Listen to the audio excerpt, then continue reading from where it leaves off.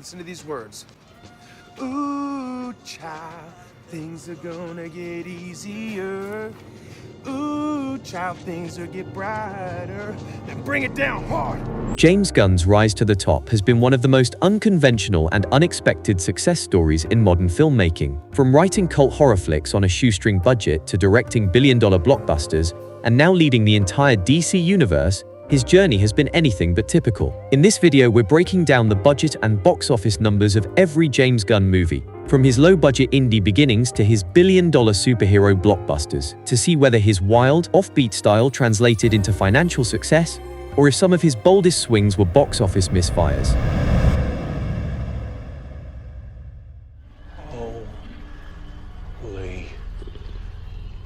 Before James Gunn became a household name with Guardians of the Galaxy and the Suicide Squad, he made his directorial debut with a slimy, gory love letter to old-school horror called Slither.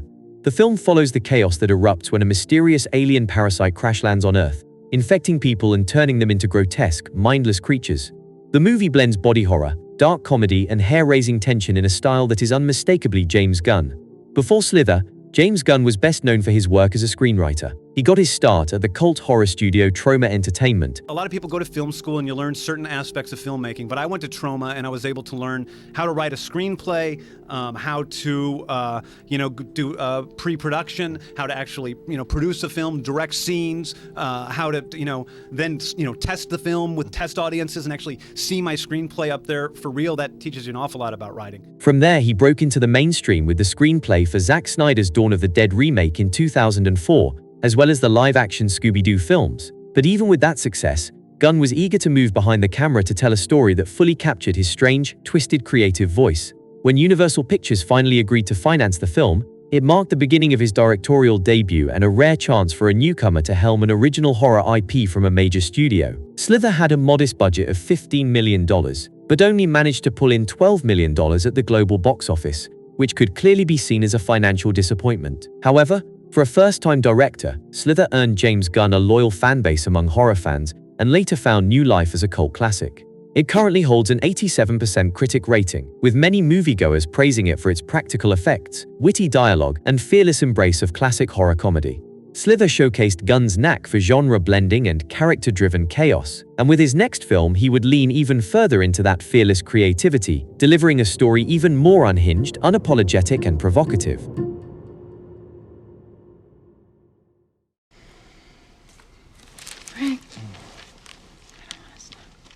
I knew I was losing her. Super tells the twisted story of Frank, an ordinary man whose life spirals out of control when his wife leaves him for a drug dealer. Consumed by heartbreak and a desire for justice, Frank becomes the Crimson Bolt, a self-made vigilante armed with nothing but a few gadgets and a whole lot of determination. The film explores his descent into obsession, blurring the lines between heroism and madness, all wrapped in James Gunn's signature dark humor and brutal style. Shot on a relatively modest budget of $2.5 million, Super was financed independently and allowed Gunn to experiment freely with tone-combining graphic violence, intense emotional moments, and sharp, often uncomfortable humor. We also knew that from the beginning, Super is a movie of extremes. It's, has extreme moments of drama, of comedy, of darkness, of violence, of brutality, and we didn't want to, stop it halfway. We wanted to go all the way with it. At the box office, Super earned just over $500,000, a number far from profitable, especially considering its production costs. However, it's important to note the film had a very limited theatrical release, which significantly impacted its box office potential. Despite this, Super gradually found a dedicated audience through home videos and streaming platforms, where its cult following grew and gave the film a lasting legacy beyond its initial financial performance. Super currently holds a 50% critic rating, with a few people highlighting its unique and uncompromising approach, with particular acclaim for Rainn Wilson's comedic performance. However, some critics found the film too bleak and the tone a bit off-putting, noting that James Gunn's raw style was definitely not for everyone. Although Super didn't achieve mainstream success, it marked a key moment in James Gunn's evolution.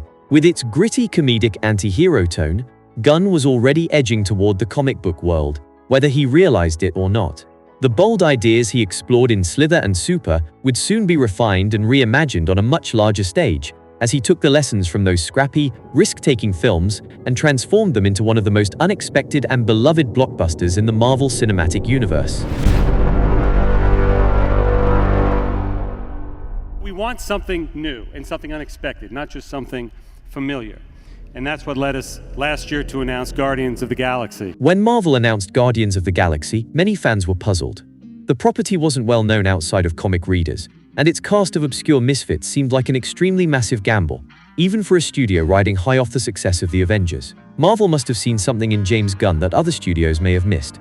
A filmmaker who could bring heart, humor, and chaos to a team of outcasts. Hired in 2012, Gunn co-wrote and directed the film, blending his humorous tone and love for flawed characters with the spectacle and polish of a major blockbuster. He took the emotional weight and raw vulnerability he'd explored in Super and wrapped it in a sci-fi adventure with cosmic stakes. Guardians of the Galaxy tells the story of a ragtag group of intergalactic misfits who band together to stop a powerful villain from destroying the galaxy.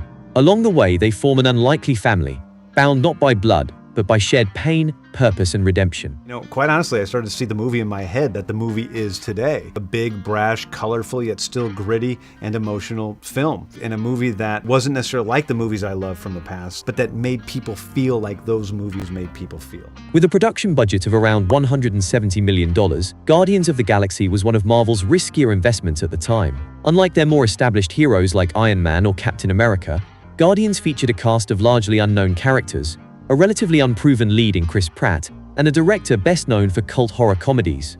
On paper, it wasn't a guaranteed hit, it was a gamble. But that gamble paid off in spectacular fashion. The film grossed over $773 million worldwide, exceeding all expectations and becoming one of the highest-grossing films of that year. With strong international performance, high merchandise sales, home media and licensing deals, the return on investment was enormous, solidifying James Gunn as a blockbuster filmmaker and giving Marvel the confidence to expand its cosmic universe. Guardians of the Galaxy was met with widespread critical acclaim, holding a 92% critic rating, with many critics highlighting James Gunn's ability to balance action, comedy, and genuine emotional depth in a superhero genre that often feels cheesy or pretentious. However, a few critics noted that beneath the irreverent charm, the film still followed Marvel's familiar formula of sky battles, glowing objects, and last-minute heroics.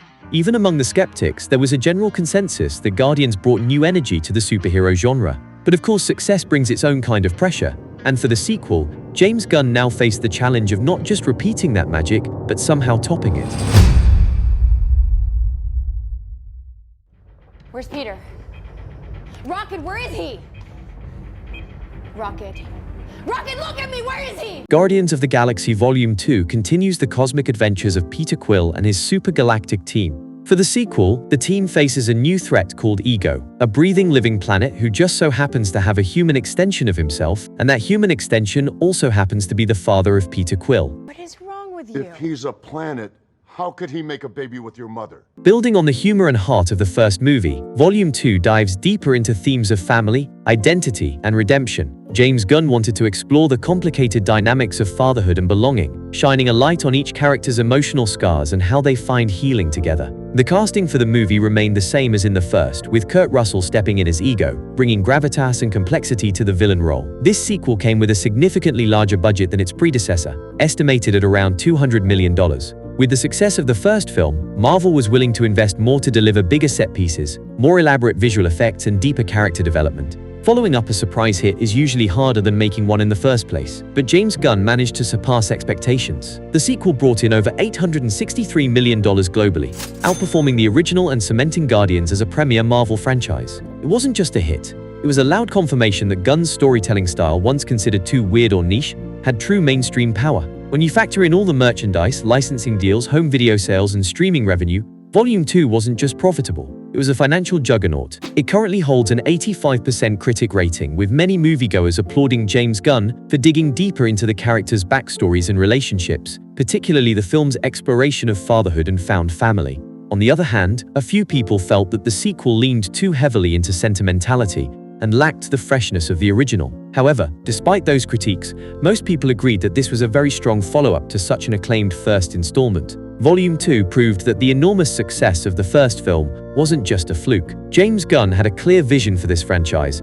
I I have a very big imagination, and at the beginning, at the script stage, I create it all in my head, and then it's simply a matter of trying to make the movie look like what's in my head for the rest of it. And so it's just a lot of legwork because the fun part is really at the writing stage. This financial success solidified the Guardians as a core part of the Marvel Cinematic Universe and confirmed Gunn's place as one of Hollywood's most bankable directors. After delivering 2 massive hits for Marvel, James Gunn's next move would catch everyone off guard, a bold, bloody pivot that no one saw coming. Disney is changing directors for the next Guardians of the Galaxy after some old tweets resurfaced. In 2018, James Gunn's career took a sudden and unexpected turn. After some questionable tweets resurfaced, Disney cut ties with him, halting his work on the 3rd installment of Guardians of the Galaxy. It was a controversial move, one that sent shockwaves throughout Hollywood. But while Gunn was temporarily sidelined from Marvel, DC saw an opening. After the lukewarm reception of the original Suicide Squad in 2016, Warner Brothers approached James Gunn with a bold offer to take Suicide Squad and reinvent it entirely, on his own terms. No rules, no restraints, and total creative freedom. The Suicide Squad is a story of a bunch of superhero criminals and a weird shark-looking monster sent on a do-or-die mission to destroy a top-secret experiment on a hostile island. The film not only delivered the R-rated pandemonium that the first film failed to capitalize on, but it also surprised audiences with its devilishly sharp humor and unexpected emotional weight, making you care deeply about characters you never thought you would. They asked me to direct it, and I said I'll do it under 2 conditions. They were both conditions they hated. One of which was it needs to be rated R, and the other was which I needed to shoot in Atlanta, Georgia, because my father was dying, and he lived in St. Louis, and they wanted to shoot in the UK, and I couldn't be that far away from him. The Suicide Squad came with a hefty production budget of $185 million.